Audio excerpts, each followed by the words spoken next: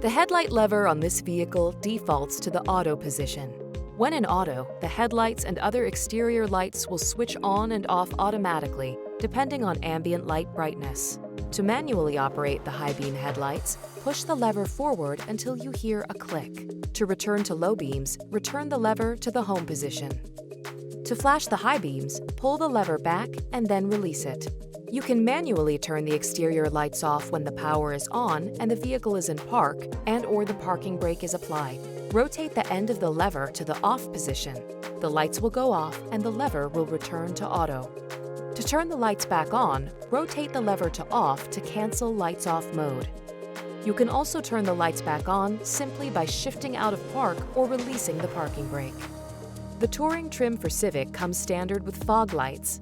The on-off switch is also located on the headlight lever. See your vehicle's owner's manual for even more details.